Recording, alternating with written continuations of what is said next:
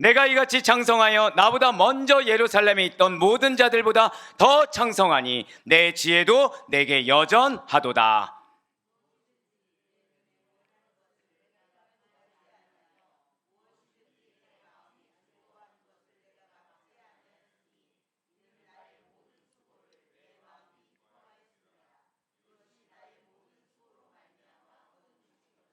함께요.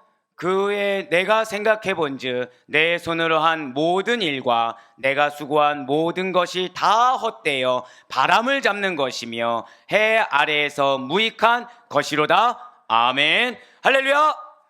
네, 오늘도 변함없이 살아있는 주님의 말씀을 사모함으로 말미암아 이렇게 피곤함에도 불구하고 육신의 연약함에도 불구하고 우리가 하루의 시작을 말씀과 기도라는 것을 주님께서 기쁘게 받으셔서 자, 저를 따라 고백하실게요. 반드시 역사하십니다. 네, 반드시 나의 삶 가운데 역사하신다는 믿음의 확신으로 특별 새벽 기도에 계속해서 함께하고 계신 우리 모든 성도님들을 주님의 이름으로 환영하고 축복합니다. 우리 이 새벽에 전도서를 통해서 은혜 받는 귀한 시간을 갖고 있습니다. 네, 그렇게 안 보셔도 돼요. 오늘 질문하지 않겠다 약속했기 때문에. 하지만 한 가지는 물어보겠습니다. 자, 전도서의 핵심 주제가 무엇인가요? 해 아래. 이미 끝난 거예요. 예. 보통 왜 저희가 제가 양육을 이렇게 해봤을 때 이렇게 질문하면은 네 하면 모르는 겁니다. 네, 이렇게 네 뭐라고 하면 모르는 겁니다. 근데 벌써 이렇게 딱 했을 때 해 아래에서 나오면 이미 다 아신 거거든요. 예, 해 아래에서의 인생에 그 허물을 선언하는 거, 이것이 전도의 핵심 주제고, 핵심 주제절이 몇 절이라고 말씀드렸죠? 1장 3절. 예, 맞습니다, 장로님. 자, 그리고 오늘 본문인 전도서 2장 9절로 11절 말씀은 성공이 헛되다는 거예요. 쾌락이 헛되다는 것입니다. 네, 그렇습니다. 지금 전도자가 밝히고 있는 것은 사업의 성공이고요. 그렇게 사업의 성공을 해서 쌓여진 부로 말미암아 누리는 쾌락이라는 거예요. 그것을 따르는 삶이 허무일 뿐이라는 거죠. 그런데 이러한 결론, 전도자가 내린 이러한 결론이 결코 과장이 아니라는 것입니다. 왜냐하면 지금 전도자는요, 그 누구와도 비교할 수 없을 만큼 사업에 성공했습니다. 그만큼 부가 많아졌어요. 권세가 높아졌음을 경험했기 때문이라는 것이죠. 이 전도자가 누구입니까? 솔로몬이에요. 왕이 무슨 사업을 했나요? 왕도 당연히 사업을 하죠. 왜냐하면 이웃과의 동맹을 통해서, 아마 여러분들 잘 아실 것입니다. 정략결혼. 그래서 수많은 처첩을 두지 않았습니까? 그 정략결혼으로 인해서 이웃과의 어떤 외교에 있어서 성공을 거두었습니다. 그러면서 국책이 더 부강해졌어요. 굉장히 늘어났습니다, 국력이. 그러다 보니까 거기에 따라 자기가 성공을 거둘 대로 거두었고, 어떤 치수 사업이라든지 하는 족족 성공을 거두는 거예요. 그러니까 치수 사업이 됐든 개간 사업이 됐든 성공하면은 뭐가 따릅니까? 물질이 따르겠죠. 그런데 그런 거를 다 하는 족족, 손대는 곳곳마다 마치 우물을 파면 물이 다 나오듯이 성공을 거두었는데 그것이 허무하다는 결론을 지금 내렸다라는 것입니다. 자, 오늘 보면 전도서 2장 9절 말씀 한번 보도록 하실게요. 내가 이같이 창성하여 나보다 먼저 예루살렘에 있던 모든 자들보다 더 창성하니 내 지혜도 내게 여전하도다. 아멘. 네, 지금 전도자는 그동안 여러 가지를 수행해서 그것을 성공적으로 이뤄냈습니다. 그러니까 왕으로서, 자, 다윗 왕이 뛰어납니까? 뛰어나지 않습니까?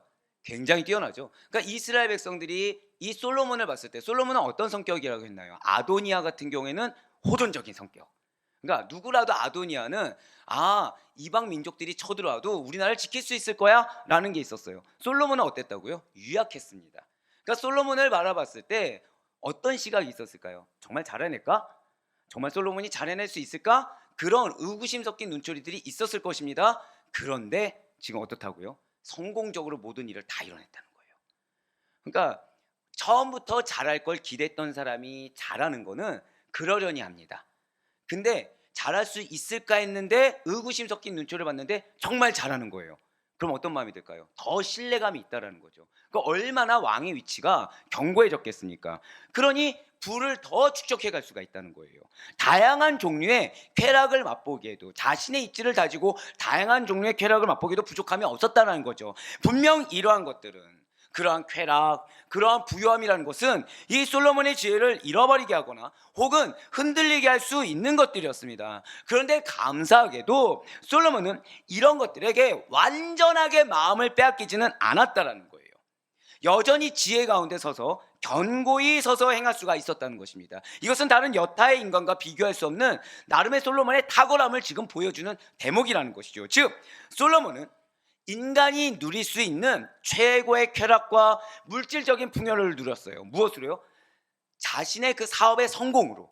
그러니까 어떻게 보면 내가 읽어놓은 밑에서 밑바탕에서부터 다른 사람의 편견을 딛고 일어나서 한 사업들의 성공으로 최고의 쾌락과 물질적인 풍요를 누렸습니다. 인간이 얻기를 원하는 성취욕을 채우면서도 그것 자체에 몰입하느라 자기 자신을 잃어버리는 잘못을 범하지 않았다는 거예요. 그렇다면 이 솔로몬이 누렸던 쾌락이란 어느 정도의 즐거움이었던 것일까요? 바로 전도서 2장 10절의 말씀 보시길 바랍니다.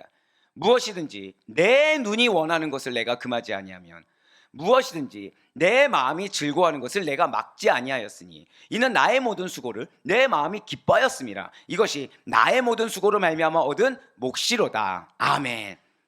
그렇습니다. 지금 인간이 누릴 수 있는 최고의 쾌락을 경험하였다는 거예요. 지금 빨간 글씨 위에 걸 한번 보시길 바래요. 무엇이든지 무엇이 원하는 걸 내가 금하지 않았다고요? 눈이. 그러니까 우리 권사님들이나 집사님들 같은 경우에 이거 한번 생각해 보시면 돼요.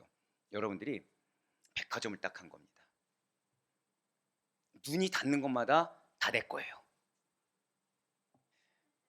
이런 순적한 반응 보통 아닙니다 이게 아니라 그리고 이게 전 우리 장로님들 같은 경우는 뭐라 말씀 못 드리겠네요. 왜냐면 우리 장로님들 욕심이 별로 없으셔가지고 지금 저는 이제 뭘 두고 기도합니까? 성전 두고 기도하죠. 자, 이렇게 생각하시면 돼요. 제가 땅을 본 거예요. 보는 땅이 다 누구 거예요? 예. 그렇게 생각해 보세요. 지금 내가 바라보는 곳곳마다 막 건물 봤어요. 그럼 그 건물이 누구 거예요? 아델포 있고, 땅 보면 아델포 있고. 아멘.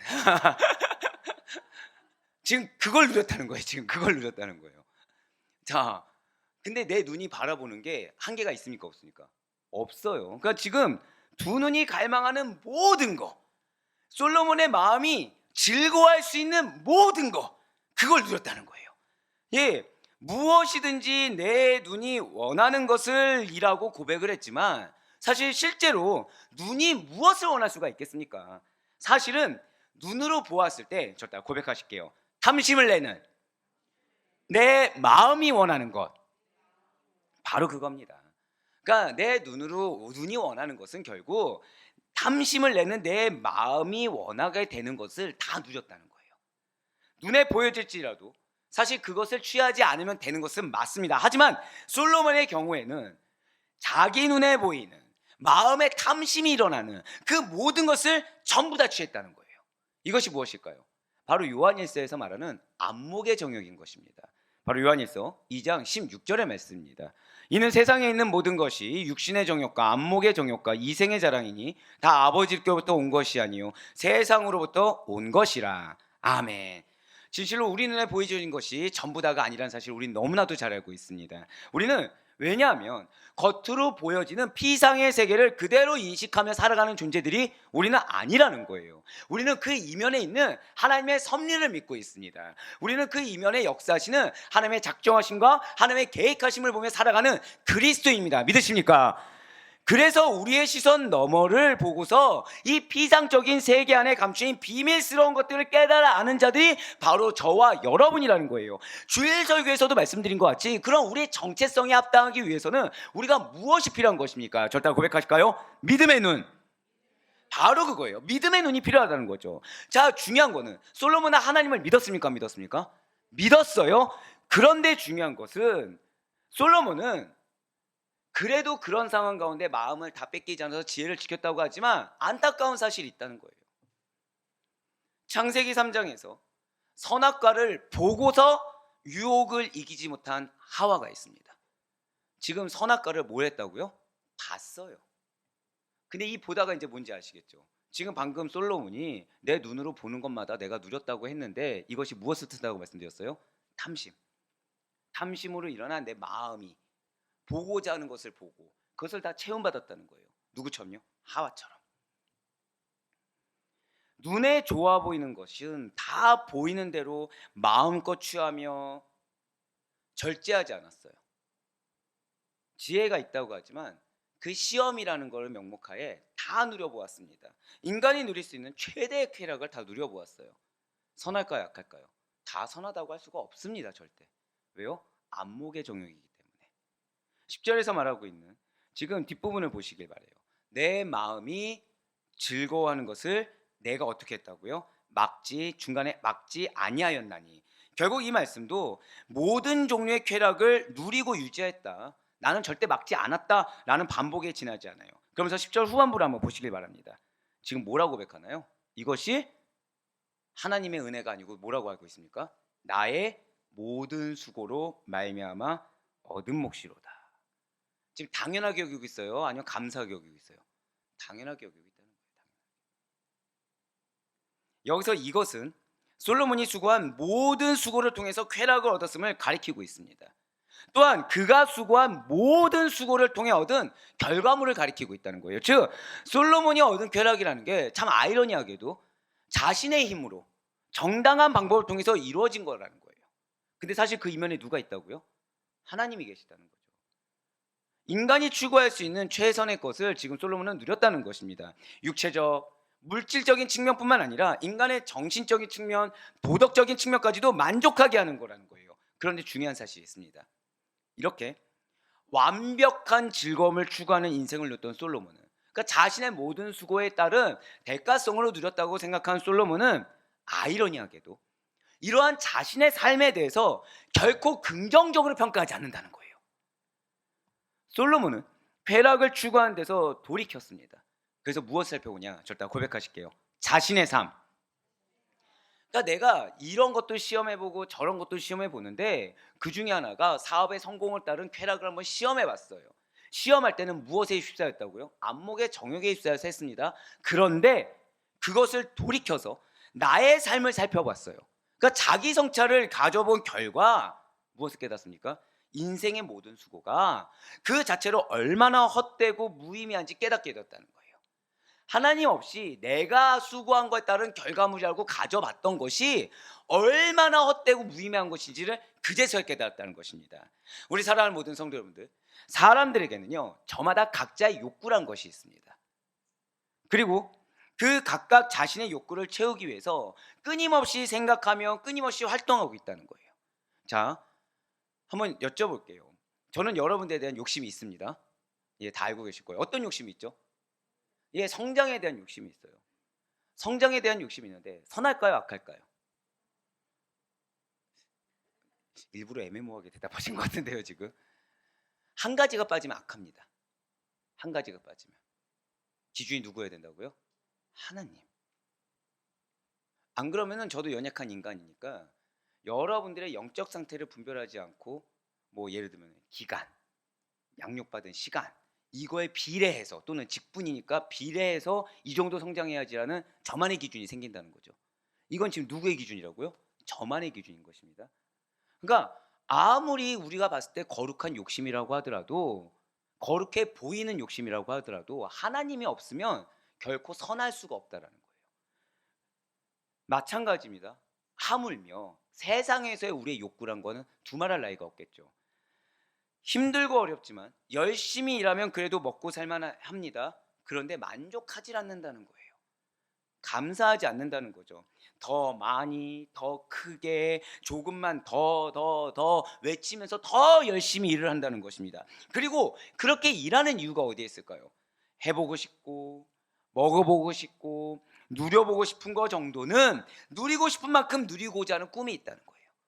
그러니까 조금의 부족함 정도는 용납하지만 그래도 내가 먹고 사는 데 있어서 꿀리지 않을 정도로. 근데 여기서 중요한 거는 꿀리지 않는다는 기준이 다 다르다는 거죠. 먹고 사는 데 있어서 그래도 좀 부족함 없이 살고자 하는 욕심, 근데 이 부족함 없이 살고자 하는 기준들이 또 다 다르다는 거예요. 그러한 꿈이 있다는 것입니다. 사실 이러한 생각이 나쁜 것입니까? 세상적으로나 인간적으로는 나쁘다고 할 수가 없어요. 왜요? 그거 역시도 우리가 삶을 살아가는 데 있어서 하나의 열심으로 사는 동기가 될 수 있기 때문이라는 거죠. 게으르지 않게 살아갈 수 있는 동기가 되기 때문이라는 거예요. 하지만 사랑하는 우리 성도 여러분들, 사람이 그처럼 세상적인 동기, 인간적인 동기만을 가지고 나의 욕구만을 내세우면서 그것을 충족하기 위해 살아간다고 한다면 그것은 결국에 해만 된다, 문제만 될 뿐이라는 것입니다. 왜 이겼습니까? 여기에 포커스가 있어요. 사람의 욕구는요, 사람의 탐심은 어떤 한 가지가 채워진다고 해서 결코 만족하는 법이 없기 때문입니다. 그러니까 내가 나름 이 정도면 나는 괜찮아라고 생각합니다. 근데 정말 이 정도로 만족하냐? 그렇지가 않다라는 거예요. 그 이전 교회에서 어떤 교회인지 말씀드렸잖아요. 다문화 가정입니다. 다문화 가정이에요. 아내분이 외국인입니다. 신방을 했어요. 결혼을 쉽게 했을까요? 어렵게 했을까요? 굉장히 어렵게 했습니다. 굉장히 어렵게 했어요. 왜냐하면 약간 조금 보수적인 집안이다 보니까 남자 쪽에서 결혼을 어렵게 했습니다. 그래서 집을 이제 반대도 무릅쓰고 하니까 집에서 도와주지 않았을 거 아닙니까? 근데 결혼했을 때 기뻐했을까요? 슬퍼했을까요? 정말 기뻐했어요. 열심히 잘 살자고 기뻐했습니다. 그래서 제가 2군데 정도로 옮겼을 때 이제 연락이 와서 한번 봤어요. 걱정 근심이 한가득인 거예요. 무슨 걱정이냐? 모아놓은 돈이 얼마 없는데, 이게 외국인이다 보니까 정부에서 지원해 주는 건 또 제한적이고, 애는 나와야 되는데 키워야 되는데 자기 둘의 밥벌이로는 한계가 있고. 자, 처음에 어땠다고요? 결혼하는 것만으로도 감사. 근데 결혼하고 나니까 또 다른 걱정거리, 목표가 생기더라는 거예요. 근데 저는 거기에서 헛되다고 얘기는 참 못했습니다.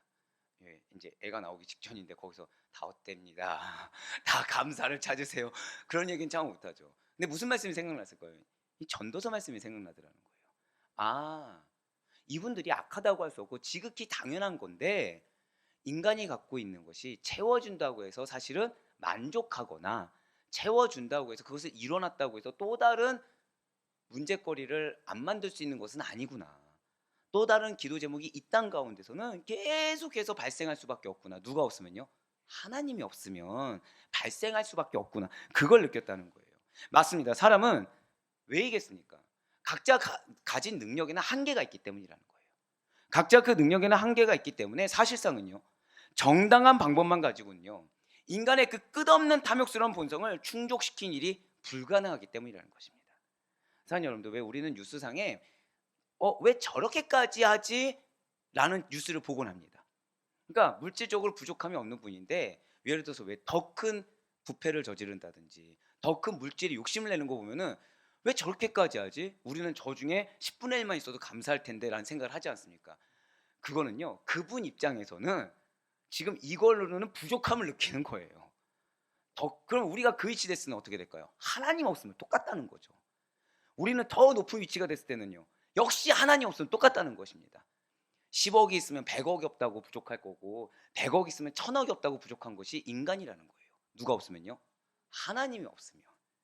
따라서 이처럼 탐욕에만 매달리는 것은요, 온전히 채워지지 않은 욕구로 인해서 허무와 공허감에 빠지게 하든지, 또는 그릇된 방법으로 자신의 욕구를 채우려다가 범죄에 빠지게 하는 결과로 귀결될 뿐이라는 거죠. 하나님 없이 탐욕에 매달린 건 2가지밖에 없다는 것입니다. 첫 번째가 무엇이라고요? 채워지지 않는 거예요. 계속. 그러다 보니까 그냥 허무하고 공허감에 빠지게 됩니다. 그러니까 열심을 상실하게 돼요. 뭘 해도 허무한 겁니다. 뭘 해도 채워지지 않으니까. 두 번째는 무엇입니까? 그릇된 방법으로 자신의 욕구를 채우려고 하다가 범죄에 빠지게 된다는 거죠. 이 2가지 중에 하나로 귀결된다는 것입니다. 그렇다면 이렇게 우리가 탐욕의 굴레에 매이지 않으려면 어떻게 해야 되는 것입니까? 이에 대해서 성경은 3가지 정도의 교훈을 우리에게 제시하고 있다는 거예요. 첫 번째로는 우리가 탐욕에 빠져들지 않기 위해서는, 절대 고백하실게요. 땅의 지체를 버리라. 예, 땅의 지체를 버리라는 거예요. 곧 악한 생각, 죄된 욕구, 죄된 습관을 자제하고 아예 근절할 것을 우리에게 지금 명령하고 있다는 것이죠. 땅의 지체를 버리라. 그러니까 땅에 속한 습성이나 땅에 속한 성향이라든지 그 생각들을, 감정들을 근절해 버려야 된다는 거예요. 두 번째는 무엇이겠습니까? 자, 고백하실까요? 그리스도 안에서 자족하라. 맞아요. 주님 안에 먼저 거해야 됩니다. 그래서 우리가 어떤 존재인지를 먼저 깨달아야 됩니다. 그 가운데 하나님께서 우리에게 베푸신 은혜가 무엇인지 깨달아야 돼요. 나의 존재를 깨닫고 베푸신 은혜를 깨닫는 거, 그 안에서 우리는 감사하며 자족할 수가 있어야 된다는 것이죠. 끝없이 탐욕을 따라 사는 삶을 좀 벗어나서 그리스도께 매인 삶을 우리는 살아가야 된다는 것입니다. 마지막으로 저다 고백하실까요? 성령의 충만함. 그렇습니다. 단지 탐욕을 절제하고 자족하는 데서 머물지만 말고 보다 적극적으로 성령을 따라 행할 수 있게 성령으로 충만함 받을 것을 우리에게 권면하고 있다는 거예요. 그러면서 오늘 보면 11절 말씀 한번 보시길 바랍니다. 그 후에 내가 생각해 본즉 내 손으로 한 모든 일과 내가 수고한 모든 것이 다 헛되어 바람을 잡는 것이며 해 아래에서 무익한 것이로다. 아멘. 산 여러분들, 왜 우리 주변에 그런 사람이 있습니다. 스스로가 다 주도해요. 다 주도해서 일을 합니다. 근데 보면은 자기를 위해서, 그래서 자기 욕망에 조금도 거칠 것 없이 행동하는 거죠. 주도적으로 하는데 거침없이 막 전진하면서 이렇게 언행도 과감하게 하고 그러면서 그냥 쭉쭉쭉쭉쭉 밀고 나가는 사람들이 있습니다. 무슨 생각이 드십니까? 부럽다고 생각 드십니까? 내 인간적인 모습을 본다면 참으로 위풍당당하고 그럴듯한 모습이에요. 모든 이들의 부러움을 살 만한 모습이라는 거죠. 하지만 그 마지막 결론을 보면 아름다움이 아니라는 것입니다. 여러분들, 자꾸 이제 제가 제 얘기를 해서 너무 죄송한데, 제가 광고회사를 다녔잖아요. 광고회사 주 업무가 뭔지 아십니까? 가장 중요한 업무. 제가 너무 접대만 얘기했었나요 혹시? 물론 사실 접대는 뺄 수가 없어요. 근데 이제 프레젠테이션이죠. 그러니까 접대를 아무리 잘해도 PT를 못하면 소용이 없습니다. PT에 있어서 가장 중요한 게 뭘까요? 뻔뻔함입니다. 예, 뻔뻔함이에요. 그러니까 어떠한 질문에도 당혹스러워하지 않는. 그리고 굉장히 그러니까 빙이 된다 이런 말 하면 안 되겠죠. 거기 직원인 것처럼 돼야 됩니다. 거기 직원인 것처럼 해서 담대하게 아주 위풍당당하게 자신감 있게 여기에서 내가 최고 권위자다. 내가 이 회사를 살릴 만한 유일한 능력 있는 자다라는 그런 마인드로 해야 됩니다. 근데 제가 말씀드렸죠. 그들에게 하나님이 없었을 때 항상 마지막 결론이 무엇이었다고요? 술이었다는 거예요. 항상 남는 거 허무감이라는 거죠. 그러니까 본인이 해도 결국 거기에 따른 유익은 다 누구에게 가요? 회사에게 갑니다. 근데 여기서 중요한 거는 그 회사가 나를 먹여 살린다는 개념이 없어요. 왜? 우리는 어떤 개념 있죠? 우리가 그 회사에 취업을 합니다. 그럼 누가 보내셨죠? 하나님이 보내셨죠. 그러니까 우리가 하나님 보고 최선을 다합니다. 근데 세상에 속한 자들은 그렇지 않다는 거예요.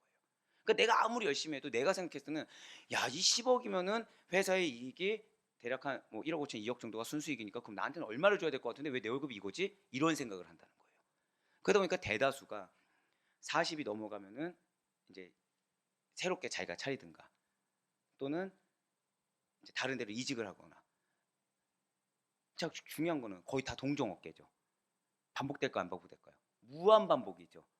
그러니까 점점 나이가 들면 들수록 허무감에 빠집니다. 나이가 들면 들수록 근데 그 과정 가운데 힘드니까 뭘 의지해요? 세상적인 것만 의지하더라는 거예요. 예, 맞아요. 위풍당당하고 열심히 살아가고 자신감 넘치게 살아간다고 하더라도 결국 예수님이 없다 보니 그 마지막 결론은 아름다움이 아니었다는 거예요. 행복이나 자기만족, 감사가 아니라 철저히 허무였다는 거죠. 이는 곧 인생이란 자기 주장대로 살고 자기 주도로 살며 자기만을 위해서 산다는 것에는 결국 무엇만 남는 것입니까? 저 따라 고백하실까요? 후회밖에 남지 않는다는 거예요.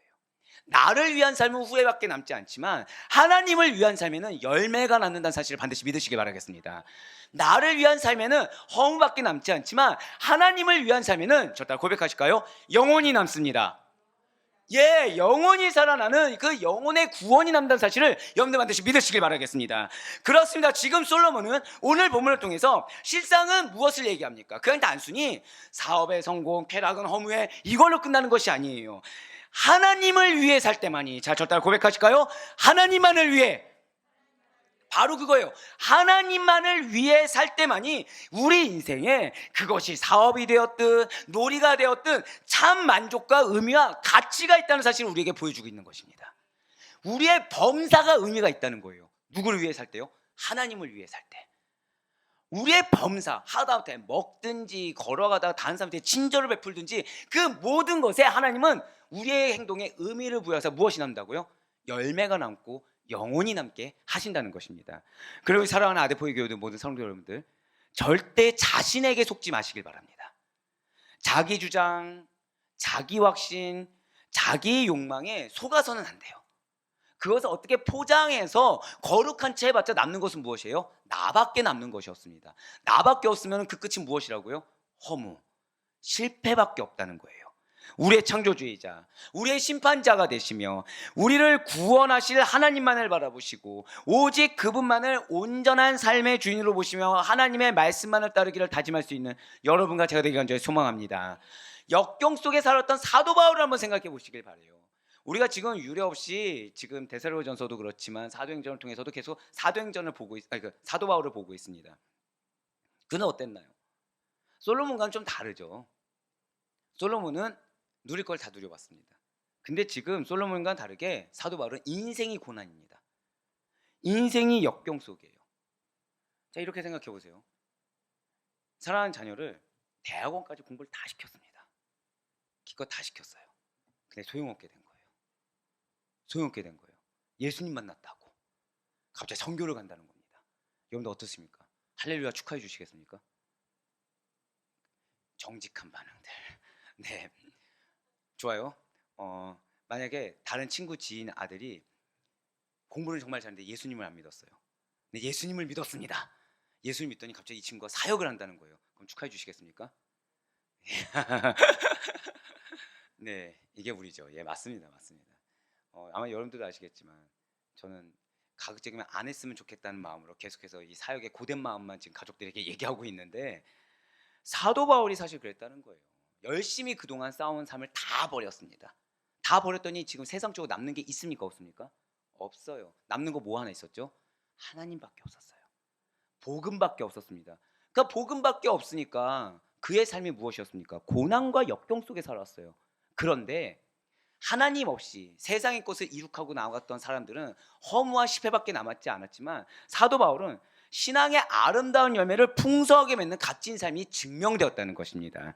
그러한 사도 바울의 고백이 무엇이겠습니까? 바로 디모데후서 4장 7절과 8절 말씀이 결국 우리 생의 마지막 고백이라는 사실로 우리 다 같이 디모데후서 4장 7절과 8절 말씀 우리 다 같이 고백하겠습니다. 시작. 나는 선한 싸움을 싸우고 나의 달려갈 길을 마치고 믿음을 지켰으니 이제 후로는 나를 위하여 의의 면류관이 예비되었으므로 주 곧 의로우신 재판장이 그날에 내게 주실 것이며 내게만 아니라 주의 나타나심을 사모하는 모든 자에게도니라. 아멘. 아멘. 그렇습니다.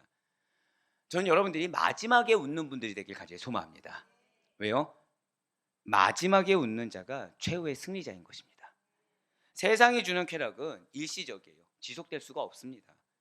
우리가 삶의 의미를요, 이 쾌락에 둔다고 한다면 너무나 어리석은 일들과 어리석은 말들을 할 뿐이란 사실을 기억하시길 바래요. 너무나도 감사한 거는